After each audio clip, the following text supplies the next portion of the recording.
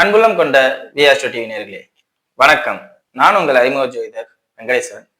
இப்ப நம்ம எதை பத்தி பார்க்க போறோம்னா பிப்ரவரி மாத பலன்களை பத்தி பார்க்க போறோம். பலன்களை பத்தி பார்க்கறதுக்கு முன்னாடி எந்தெந்த கிரகங்கள் எங்கெங்க இருக்கு, எப்பப்ப பயிற்சி ஆகுது அப்படிங்கிறத பார்த்துருவோம். சூரிய பகவானவர் மகரத்திலையும், சூரியன், புதன், சுக்கிரன், செவ்வாய் இவங்க 4 பேரும் மகரத்திலையும், அதே மாதிரி பிப்ரவரி 2ஆம் தேதிக்கு பின் புதன் பகவானவர் கும்பத்துக்கும், பிப்ரவரி 5ஆம் தேதிக்கு பின் சுக்கிர பகவானவர் கும்பத்துக்கும், அதே மாதிரி பிப்ரவரி 12ஆம் தேதிக்கு பின் சூரிய பகவான் மகரத்திலிருந்து கும்பத்துக்கும் பயிற்சி ஆகிறார். அதே மாதிரி செவ்வாய் பகவான் அங்கேயேதான் இருக்காரு. அடுத்தது ராகு பகவான் கும்பத்திலே தான் இருக்காரு, சனி பகவான் மீனத்திலே தான் இருக்காரு, குரு பகவான் மிதுனத்திலே தான் இருக்காரு, கேது பகவான் சிம்மத்திலே தான் இருக்காரு. சோ இதுல எந்த மாற்றமும் இல்லை. ரொம்ப காலம் நிக்கக்கூடிய கிரகங்கள் அப்படியே தான் இருக்காங்க, எந்த மாற்றமும் இல்லை. இந்த 4 கிரகங்கள், செவ்வாய் பகவானுமே பிப்ரவரி 23க்கு பின் நம்ம கும்பத்துக்குள்ள வராது. சோ அதிகப்படியான கிரகங்கள் 5 கிரகங்கள் கும்பத்துக்குள்ள வருது இந்த பிப்ரவரி மாசத்துக்குள்ள மட்டும். அப்ப இந்த பிப்ரவரி மாசத்துக்குள்ள எந்தெந்த மாதிரியான மாற்றங்கள் நடக்கும்? குறிப்பா நாட்டு ரீதியா பார்த்தோம்னா தொழில்துறையில மிகப்பெரிய மாற்றங்கள், இன்னும் சொல்ல போறோம் போர் பதட்டங்களால் மிகப்பெரிய மாற்றங்களோ இல்ல தொழில மிகப்பெரிய முன்னேற்றத்தையோ காண்பார்கள். இன்னும் சொல்ல போனா 10ஆம் இடத்துல இருக்கிறதோட 11ஆம் இடத்துல எல்லாமே காலபுருஷ தத்துவப்படி 10ஓட 11ல போய் இப்ப உட்காருது. அப்ப தொழில் அதிபர்களுக்கும் தொழில் ஸ்தானத்துக்கும் லாபம்.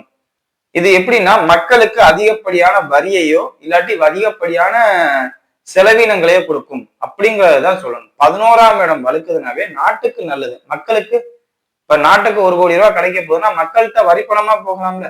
சோ இந்த மாதிரி நிறைய கையில இருக்கிற பணம் விரயமாவதுக்கு பொதுவா உலக ரீதியா வர்த்தக ரீதியா இந்த மாதிரி நடக்கிறதுக்கு வாய்ப்பு இருக்கு அப்படிங்கிறத சொல்லலாம். சரிங்களா?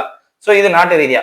இப்ப தனிப்பட்ட ஒவ்வொரு ராசிக்கும் எந்த மாதிரியான மாற்றங்கள் இருக்கு, எந்த மாதிரியான பலன்கள் கிடைக்குது அப்படிங்கிறத மேச ராசி அன்பர்களே, ராசிக்கு 10ஆம் இடத்தில் இருக்கும் செவ்வாய் பகவான், இன்னும் சொல்ல போனா உச்ச இருக்கிற செவ்வாய் பகவான் பிப்ரவரி 23க்கு பின், சோ 23ஆம் தேதி வரை நமக்கு பிரச்சனை இல்லை, கும்பத்துக்கு போறார், சிம்மத்தை தொடர்பு கொள்றார், அதோட முக்கியமா ராகுவோட சேர போறார்.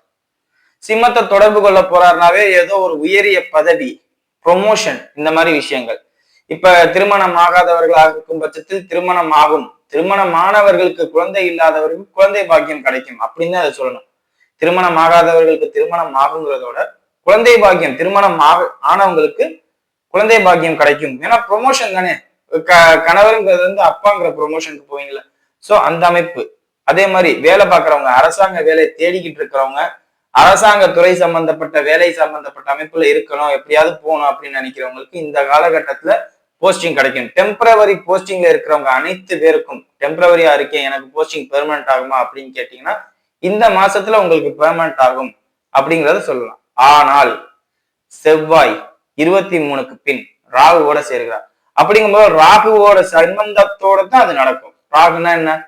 மக்களுக்கு தெரியாம ஏதோ ஒரு வேலையை பாக்குறீங்க, அதனாலதான் உங்களுக்கு எல்லாமே நடக்குது. அரசாங்கத்துக்கு எதிராக, அரசாங்கத்துக்கு இதுல இது ஈடுபாடு இல்லை, ஆனா அரசியல் தொடர்பு உள்ளவங்க இந்த மாதிரி கேட்கறாங்க, அதனால நான் இதை பண்ணேன் அப்படின்னு சொல்லி ஏதோ ஒண்ணு அவங்களுக்கு சாதகமா பண்ணி ராகுவுக்கு சாதகமா பண்ணி கொடுக்கறதுனால உங்களுக்கு டெம்பரவரி போஸ்டிங்ல இருக்கிறது பெர்மனன்ட் ஆகும் அப்படிங்கிற ஒரு விஷயம் கிடைக்கும்.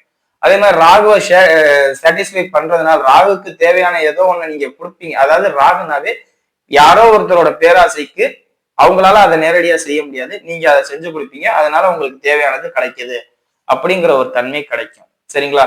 அதே மாதிரி பிறருடைய ஆசைகளுக்காண்டி நீங்க எந்த ஒரு ரிஸ்கையும் எடுக்க தயாராவீங்க அப்படிங்கிறத சொல்லலாம்.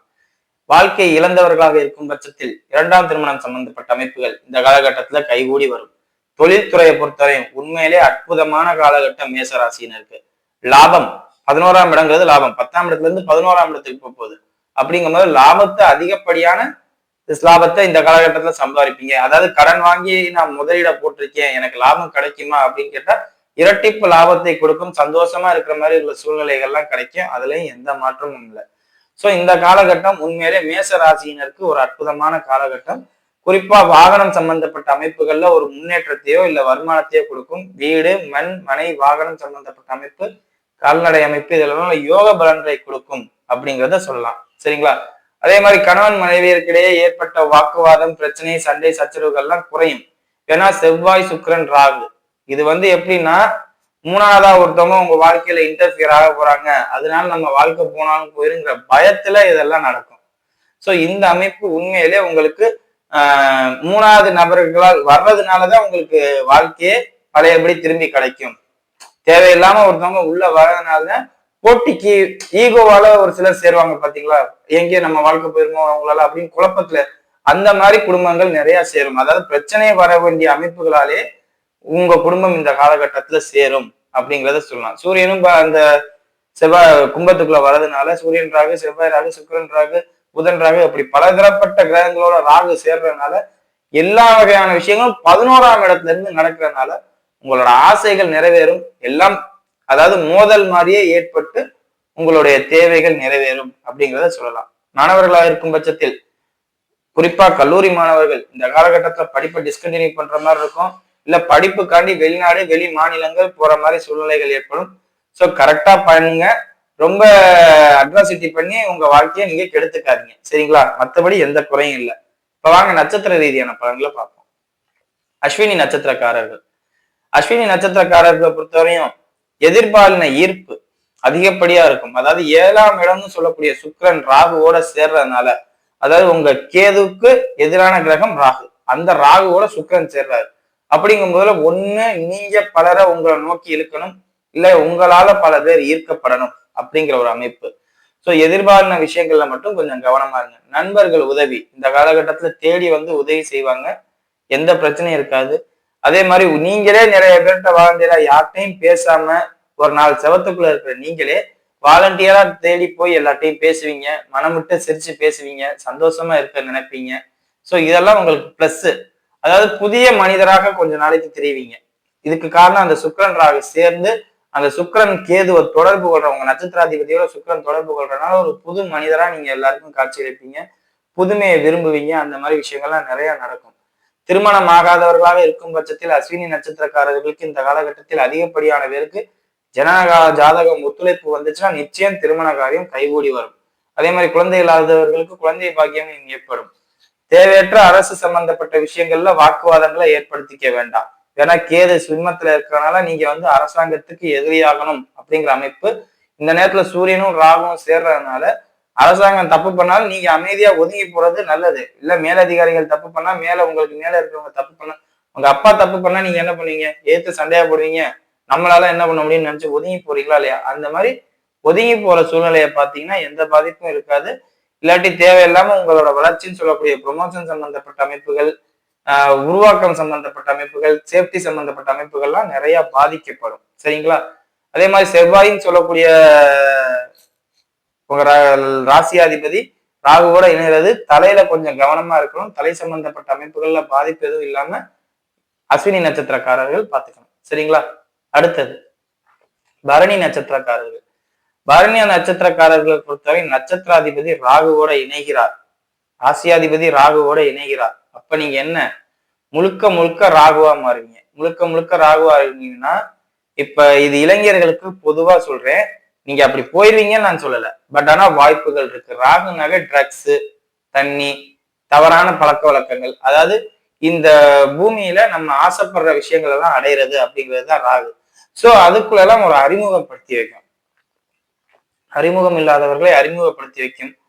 இப்ப ஆடம்பரமான, இப்ப ஒண்ணும் இல்ல, ரொம்ப கஷ்டப்படுற குழந்தைக்கு ஆடம்பரமான வாழ்க்கையை கொஞ்ச நாள் கொடுத்துட்டு இது வேணும் அப்படிங்கிறதுக்காண்டி அதுக்காண்டி என்ன வேணாலும் செய்யணும். படத்துல எல்லாம் பாக்குறோம்ல, இது வேணுங்கிறதுக்காண்டி எதை வேணாலும் செய்யலாம் அப்படிங்கிற ஒரு ஆசை. அதே மாதிரி மாணவர்களுக்கு தேவையில்லாத வயது பருவத்தினால ஏற்படுற கோளாறுகள் சம்பந்தப்பட்ட விஷயங்கள்ல ஆசையை கிளப்பி இது பண்றது.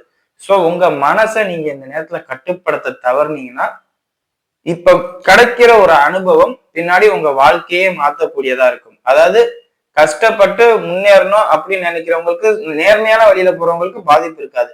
எதை வேணாலும் பண்ணி சம்பாதிக்கலாம், எப்படி வேணாலும் வாழலாம், என்ன வேணாலும் பண்ணலாம் அப்படின்னு நினைச்சு ஒரு ட்ராக் திரும்பும். ஒரு சிலருக்கு ஜனனகால ஜாதகத்துல சனியோ ராகுவோ உச்சமானவங்களா இருந்தா ஃபுல் அண்ட் ஃபுல் நெகட்டிவான விஷயங்கள் தான் உங்களுக்கு தோணும், நெகட்டிவான விஷயங்கள் தான் வழிகாட்டுதலாகவும் இருக்கும். நல்லவங்க உங்களுக்கு ஆலோசனை சொல்ல வர மாட்டாங்க. இதே ஜனனகால ஜாதகத்துல குரு பலமா இருந்துச்சுன்னா நல்லவங்க ஆலோசனை சொல்ல வருவாங்க. சோ அதன் அடிப்படையில நீங்க நல்ல வழிக்கு போயிருவீங்க. சோ இது உங்களுக்கு ஒரு டேர்னிங் பாயிண்ட், வாழ்க்கை திருப்பு முனை. தொழிலதிபர்களாக இருந்தாலும் சரி, யாராக இருந்தாலும் ஒரு பெரிய வளர்ச்சியை பார்த்து, ஒரு சிம்பிளா சொல்லணும்னா திருப்பதி மலைக்கு மேல நீங்க போகணும்.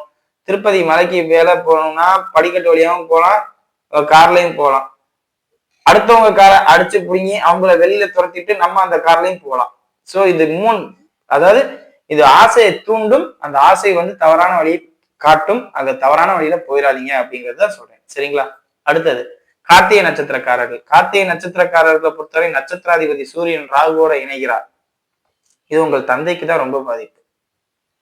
9ஆம் அதிபதி வக்ரம், சூரியன் ராகுவோட இணைவது தந்தைக்கு தேவையில்லாத தலைகுனிவு, தேவையில்லாத மனச்சங்கட்டம், தேவையில்லாத நிறைய அவஸ்தைகளை கொடுக்கும். நீங்களும் உங்க தந்தையும் கொஞ்சம் பிரிஞ்சு இருக்கிறது இந்த காலகட்டத்துல ரொம்ப ரொம்ப நல்லது.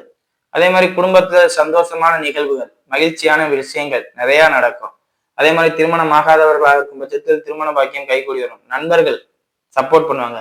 அதே மாதிரி காதல் திருமணம் இந்த காலகட்டத்துல ஏற்படும். காதல் திருமணம் இன்னும் சொல்ல போனா இப்ப கொஞ்ச நேரத்துக்கு முன்னாடி சொன்னேன், அப்பாவுக்கும் உங்களுக்கும் வாக்குவாதம். யாருக்கு தெரியும், நீங்களே வாலண்டியரா சண்டை போட்டு பிரச்சனை பண்ணி நான் இந்த பொண்ணைத்தான் கல்யாணம் பண்ணுவேன், இல்லை இந்த பையனைத்தான் கல்யாணம் பண்ணுவேன் அப்படின்னு சொல்லி பிரச்சனை பண்றது. சோ எதை பண்ணாலும் கொஞ்சம் அமைதியா பண்றது நல்லது. ரொம்ப ரிஸ்கி ஃபேக்டர் தான். 5ஆம் பாவம் வந்து வக்ரமா இருக்கு. அப்ப குழந்தைகள் சம்பந்தப்பட்ட அமைப்பு, காதல் சம்பந்தப்பட்ட அமைப்பு, குலதெய்வம் சம்பந்தப்பட்ட அமைப்புகள் எல்லாம் ரொம்ப மனசை வேதனைப்படுத்தி கஷ்டப்படுத்தி ஆனா கொடுத்துட்டு போகும், கெடுக்காது. இந்த ராகுவோட சேரும் போதுல கெடுக்கவே கெடுக்காது. இன்னும் சொல்ல போனா குருவோட பார்வை சூரியனுக்கு வந்துருச்சு. உங்க நட்சத்திர அதிபதியோடக்கு குருவோட பார்வை கிடைக்குது. அப்ப உங்களுக்கு நான் கொடுத்துட்டேன், அதுல எந்த மாற்றமும் இல்லை. ஆனா அதை நான் ஈஸியா கொடுப்பேனா? ஒரு போராடி மல்லு கட்டி கஷ்டப்படுத்தி வேதனைப்படுத்தி கிடைக்குமா அப்படின்னு நான் காதலாக இருந்தாலும் சரி, இல்ல குழந்தைகள் சம்பந்தப்பட்ட அமைப்பா இருந்தாலும் சரி, இல்லாட்டி குலதெய்வ சம்பந்தப்பட்ட அமைப்பா இருந்தாலும் சரி, பூர்வீக சொத்தா இருந்தாலும் சரி. ஏன்னா 5ஆம் பாவம் எல்லாமே அப்படி வரும். அதே மாதிரி 8ஆம் பாகமும், 8ஆம் பாவம்னா என்ன, சிறைவாசம், லாட்டரி சம்பந்தப்பட்ட அமைப்பு, இந்த மாதிரி விஷயங்கள்ல பல ஏமாற்றங்களை கொடுக்கும். சோ மொத்தத்துல கொடுக்காதுன்னு இல்லை, கண்டிப்பா கொடுக்கும் அப்படிங்கிறது தான் இங்க விஷயம். சரிங்களா? மற்றபடி எந்த பாதிப்பும் இல்லை. வருமானம் சம்பந்தப்பட்ட விஷயங்களை மட்டும் கொஞ்சம் கவனமா இருங்க கார்த்திகை நட்சத்திரக்காரர்கள்.